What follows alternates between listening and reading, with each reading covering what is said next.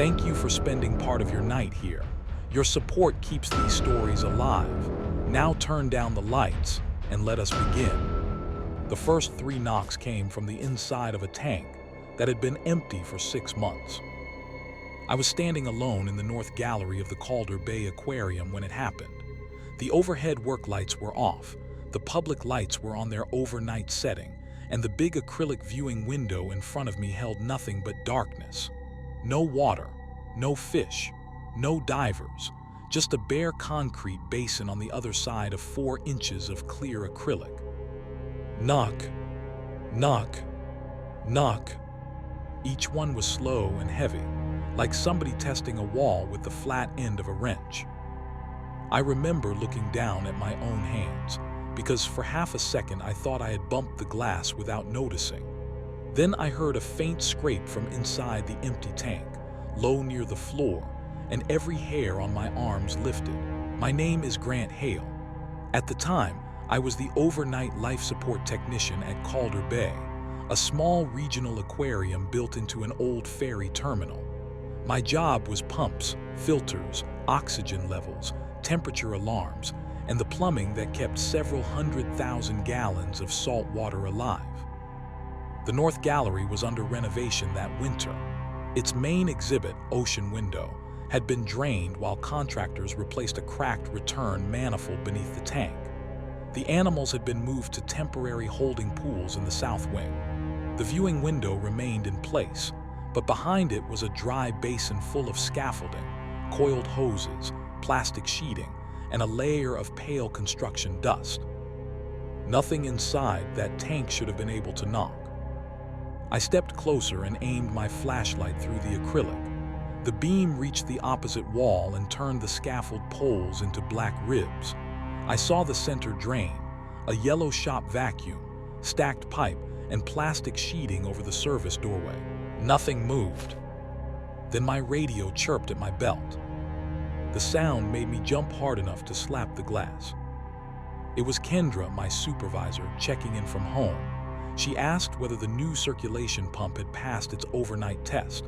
I told her it had, and I almost mentioned the knocks, but the explanation sounded stupid before I even said it.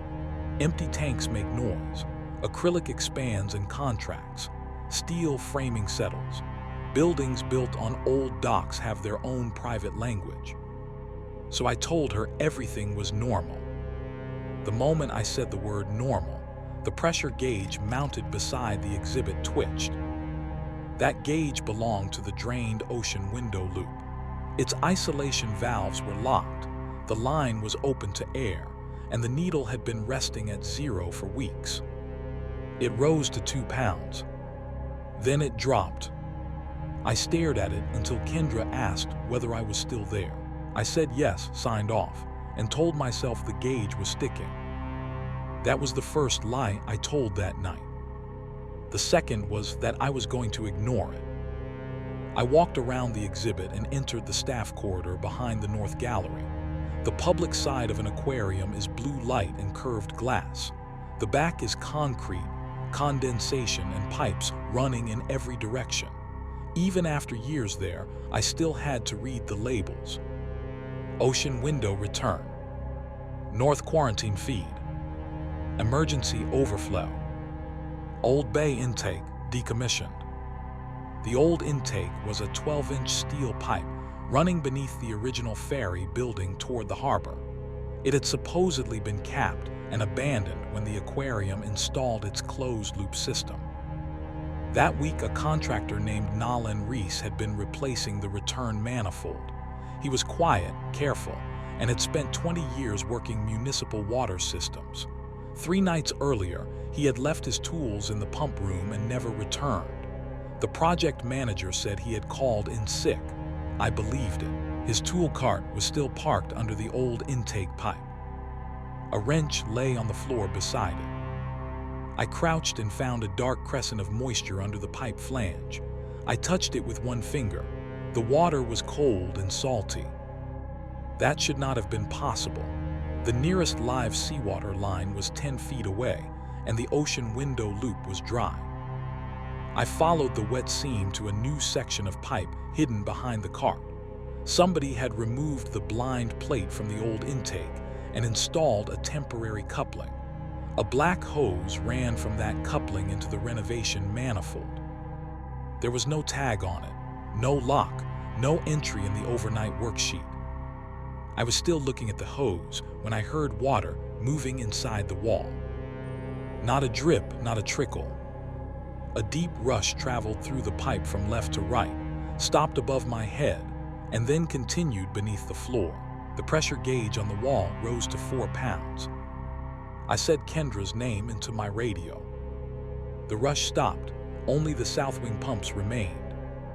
Then 3 knocks sounded from the pipe directly above me. Knock, knock, knock. This time the steel vibrated dust onto my shoulders. I backed away so fast I caught my heel on Nolan's wrench. It skittered across the floor and struck the base of the tool cart. Something struck the pipe from the inside, in exactly the same rhythm. Metal against metal. 1 sharp tap. I froze. Another tap came from inside the pipe. I picked up the wrench. The pipe answered with a 3rd. I did not test it again. I called Kendra and told her the old intake had been reconnected without authorization. She went quiet, then asked me to send her a picture. I did. While she looked through the renovation records, I checked the isolation valves. The first valve was open. The second had its wheel removed. The third was behind a locked access panel at the lower pump gallery. Kendra said there was no approved reason for the coupling to exist. She told me to shut down the temporary manifold and keep the active animal systems running. She would call the project manager and send someone in. I asked how long. She said the roads were icing and everybody was at least 40 minutes away. That mattered. The aquarium could survive a short circulation failure, but not every system had the same margin. The jellyfish room could go still for a while. The tropical holding pools could not. The main shark tank needed constant oxygenation and flow. If I shut the wrong manifold, I could kill animals before help arrived. I started tracing the temporary hose through the pipe rack. That was when the stop alarms began. The first came from the shark habitat, low differential pressure. The second came from North Quarantine, unexpected line pressure. The third came from ocean window, which should not have been active at all. I pulled up the system screen on a wall terminal. The display showed water moving through 3 loops that were not physically connected. The flow arrows changed direction every few seconds. One moment they pointed toward the old intake. The next, they pointed away. The pressure values did something stranger. They rose when I spoke. I tested it once because I needed to know. Pump room check, I said. The ocean window pressure climbed from 3 pounds to 6. I stopped talking. The needle drifted back down. I whispered Nolan's name. Every gauge on the screen jumped at the same time. A second later, somewhere in the dark north gallery, the empty tank knocked 3 times. I shut off my radio. The south wing was a 2-minute walk from the pump room. Normally, its back corridor was full of motors, air blowers, and water spilling over weirs. As I walked, those sounds dropped out one by one. The quarantine pump changed pitch. The protein skimmer stopped bubbling. The ventilation fan coasted down even though its status light stayed green. By the time I reached the shark habitat, the corridor was almost silent. The silence inside an aquarium is wrong in a way that is hard to explain. Water systems are supposed to move. Even at night, there is always pressure, circulation, some mechanical proof that thousands of living things are being kept alive. When that sound disappears, the building feels less empty, not more. It feels as though something is listening. I entered the viewing area through a staff door. The main lights were dim, and the shark tank glowed blue against the dark room. 3 sandbar sharks and a nurse shark were holding at the far end of the exhibit. All 4 were facing the same direction. Not swimming, not circling. Watching the return grate in the near corner. A school of silver fish had packed itself against the opposite wall. A stingray lay half buried under the sand with only its eyes exposed. I moved closer to the glass. The water above the return grate dipped inward. It looked like a thumb pressing down on a sheet of plastic, except there was nothing there. The depression traveled across the surface against the current, passed beneath a floating feeder ring, and stopped directly in front of me. I could not see a body. I could only see the water making room for one. The 3 knocks came from the shark glass. Not loud this time. Close. The first at knee height. The second at my waist. The third beside my face. Every shark turned away at once. I ran. I ran through the staff door, slammed it, and kept going until I reached the food prep kitchen. There, with my back against a stainless steel sink, I realized I was holding Nolan's wrench. I had carried it from the pump room without noticing. A strip of white tape was wrapped around the handle. Under the tape, folded twice, was a piece of waterproof label paper. On it in Nolan's block handwriting were 7 words. Keep flow above 15. Do not answer knocks.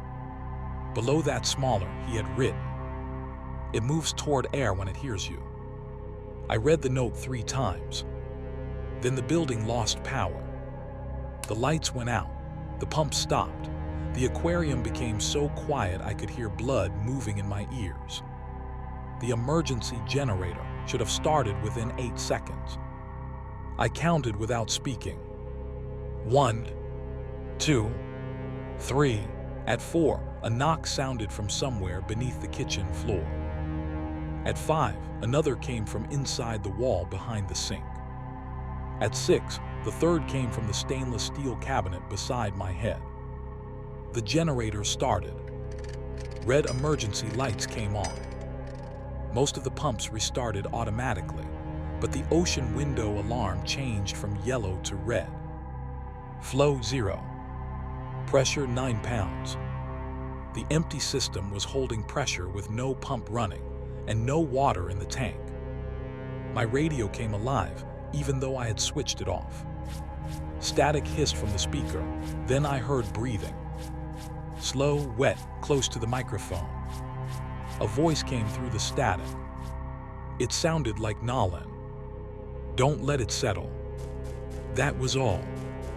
Then the radio gave 3 soft taps from inside its own speaker. I pulled the battery out and dropped both pieces into the sink.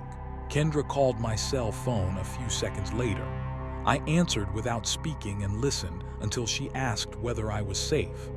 I whispered that the power had failed and the old loop was pressurized. She told me the generator log showed no building outage. The main service had never dropped. I looked at the red lights around me. She said, Grant, all your cameras just went black. I asked her to bring up the exterior feed. She did. From outside, every public light in the aquarium was still on. The building had power. Only the rooms around me were dark. Kendra told me to get out. I started toward the employee exit, but the door access panel would not read my badge. The magnetic lock had failed closed.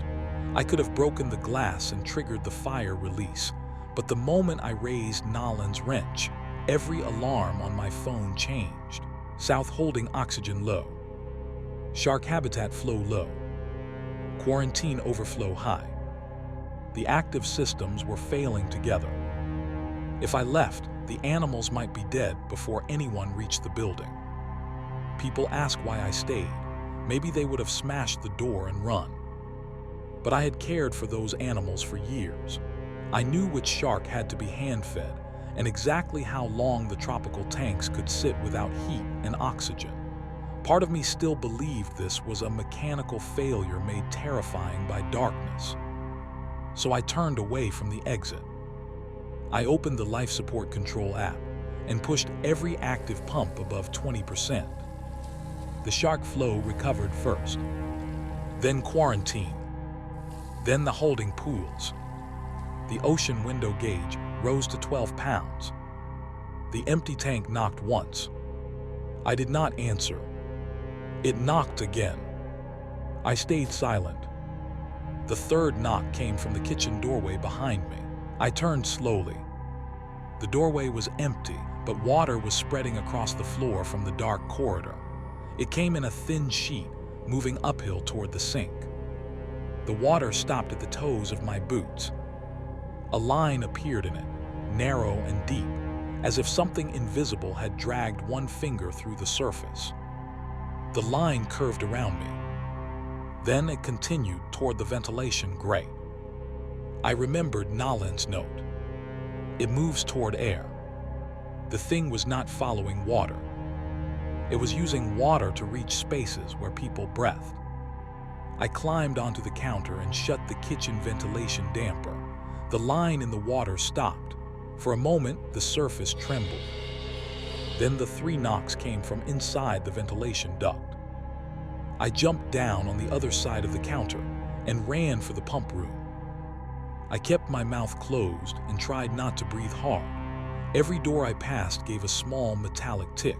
At the north quarantine room, I saw Nolan's phone lying on the floor behind the glass. The room had been locked since the renovation began. I used the emergency key and went inside. The quarantine tank was empty, but the floor drain was full to the rim. Nolan's phone sat beside it, screen cracked, still connected to a portable charger. There was one unsent voice recording. I pressed play and held the speaker against my ear. Nolan's voice was barely audible. He said the temporary crew had opened the old intake because the new manifold would not prime. They thought the harbor line might give them enough head pressure to pull water through. Nothing came through the pipe at first. Then the gauges started reacting to conversation. Nolan closed the valve, but pressure stayed in the dry loop. He said the knocks moved from tank to tank whenever the pump slowed. He said they were not random. They were checking for empty space. Near the end of the recording, Nolan whispered that he had found the manual bypass in the lower gallery. He planned to reverse the flow and send the pressure back through the old line. Then 3 knocks sounded on the recording. Nolan stopped speaking. A 4th sound followed. A valve wheel turning. The recording ended. Something beneath the full floor drain exhaled. Bubbles rose through the water and popped. I backed toward the door. The phone screen lit by itself. The recording started again. This time, Nolan's voice came from the first second, but the words were different. "Grant," it whispered, "lower gallery." I dropped the phone. The empty quarantine tank knocked 3 times from behind me. I slammed the door and locked it. Back in the pump room, I pulled the oldest paper plumbing diagrams from the wall cabinet. The old ferry terminal plans showed the intake pipe running beneath the building and out toward the harbor. A later aquarium plan showed a manual bypass valve in the lower gallery.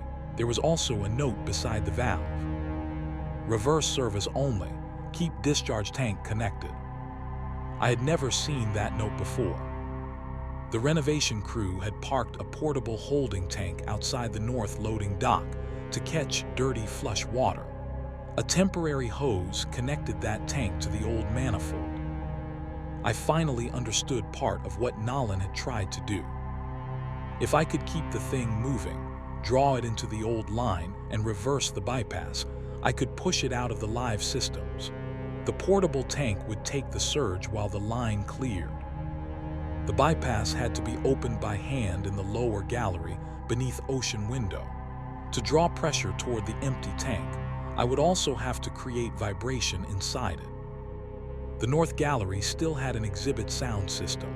Before the renovation, it played whale calls and a recorded presentation every hour. The speakers were mounted behind the acrylic wall. If Nolan was right, sound in a dry space would pull the pressure toward it. I used the control terminal to cue the old presentation. Then I called Kendra. I told her my plan. She wanted me to break the exit glass and leave. Help was still at least 25 minutes away. The shark flow alarm flashed yellow again. I told her to keep the south wing pumps above 20% and to call me only if one dropped below 15. Then I put the phone on silent. At the entrance to the lower gallery, I found Nolan's flashlight on the floor. It was still on. The stairwell descended beneath the drain tank in 2 narrow flights. Water covered the bottom steps.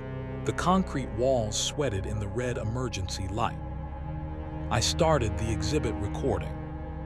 A cheerful man's voice rolled through the empty north gallery above me. Welcome to Ocean Window, where the open sea is closer than you think. The pressure gauges jumped. Something heavy moved through the pipe rack overhead. Not fast. Deliberate. The sound traveled toward the empty tank. I went down the stairs. The lower gallery was a long service trench beneath the exhibit, barely wide enough for one person.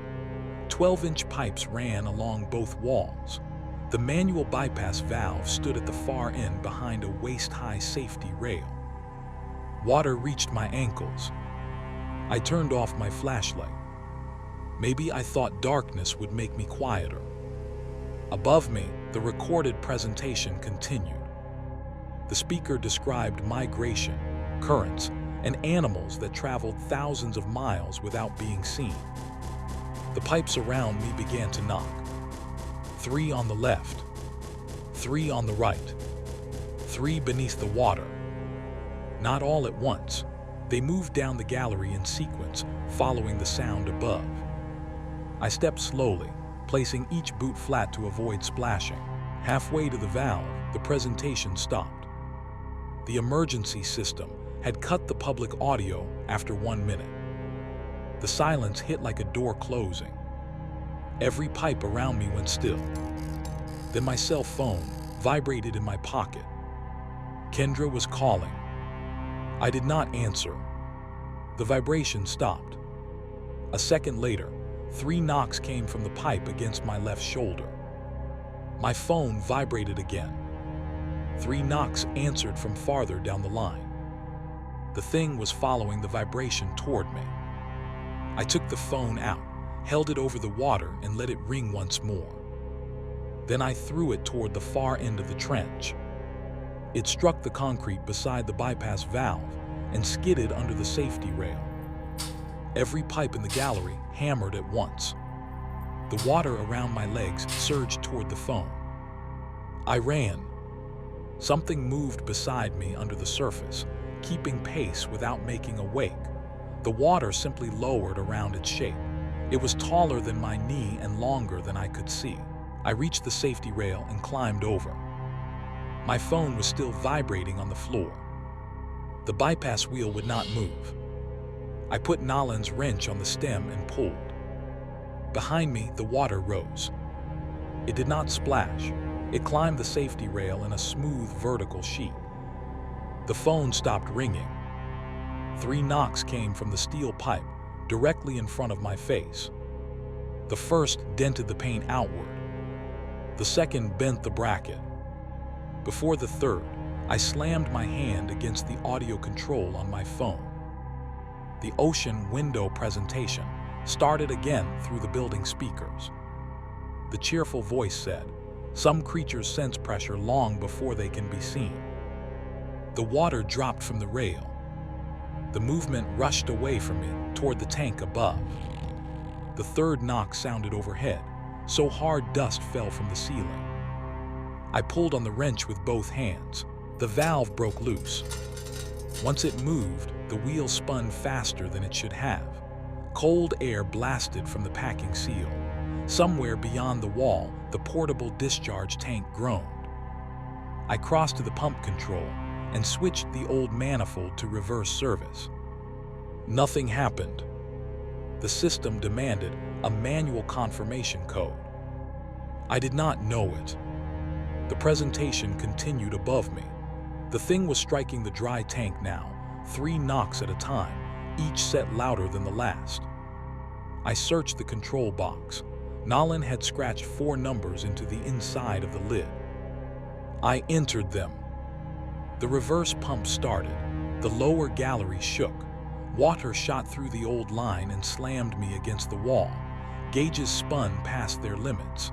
The portable tank outside gave a deep metallic boom. For 1 second, every active exhibit alarm turned red. Then the pipes filled with a sound I will never forget. It was not an animal cry. It was the sound of a huge empty room being dragged through a space too small to hold it. The noise moved from the shark habitat to quarantine, from quarantine to ocean window, and from ocean window into the old line. The 3 knocks came with it. First from the tank above, then from the pipe beside me, then from somewhere beyond the foundation, under the loading dock. The reverse pump climbed past safe pressure.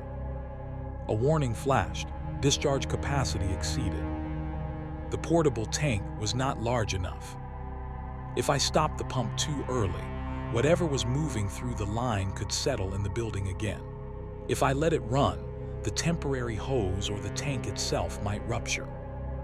I watched the flow meter. 15%, 20, 30. The pipe brackets began tearing from the wall. I held the reverse switch down. A section of insulation burst open and filled the gallery with white fibers. The water around my boots pulled toward the bypass drain so hard I had to brace myself against the rail. Then through the roar, I heard a human voice from inside the pipe. It was Nolan. He screamed my name once. My hand lifted from the switch. The pressure dropped. 3 knocks sounded from the other side of the control box. Close enough that I felt them in my teeth. I thought about the altered recording on Nolan's phone. I thought about the wet breathing on my radio. I thought about the thing learning the shape of a voice through metal and water. I pressed the switch again. The pump surged. The voice inside the pipe changed. It used Kendra's voice. Then mine. Stop the pump, it said. I kept holding the switch. The flow meter reached 80%. The old line boomed beneath the floor. Something struck the portable tank outside once. Twice. The third impact was louder than the first 2 combined. Then the pressure vanished. Not dropped. Vanished.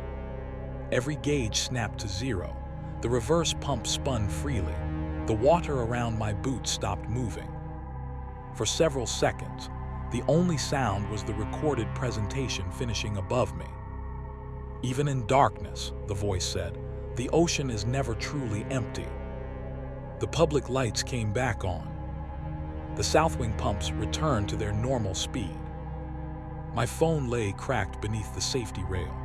Kendra was still on the line. She had heard almost nothing, only static and 1 loud metallic impact. I told her the system was stable. Then I climbed out of the lower gallery and waited by the employee entrance until help arrived. No one found Nolan. Police searched his apartment, truck, the aquarium, the service tunnels, and the shoreline. His keys were in his locker and his wallet was in his truck. The only sign he had been inside that week was the phone and the note in the wrench handle. The renovation stopped. Calder Bay closed for 12 days while engineers inspected the North Gallery. They found no animal, blockage, hidden chamber, or explanation for the pressure readings. The old line was dry beyond the foundation. That should have been the end of it. It was not. 3 days after we reopened, Kendra called me into the office. She had found an older set of ferry terminal plans in county storage. The pipe we had all called the Old Bay intake had been mislabeled when the aquarium was built. It had never drawn water from the harbor. It was a return line from a storm retention chamber beneath the north parking lot. On the original plan, the arrow pointed toward the building. The manual bypass I opened had not pushed anything out to sea. It had pulled whatever was in the aquarium into the temporary discharge system. I asked where the portable tank was. Kendra looked at me without answering. The contractor had removed it at 6 the next morning. It had been hauled inland to a salvage yard outside Bellwether, rinsed, and sold before the aquarium realized it was part of the incident. We called the salvage company. They had already delivered the tank to a roadside marine attraction 2 counties away.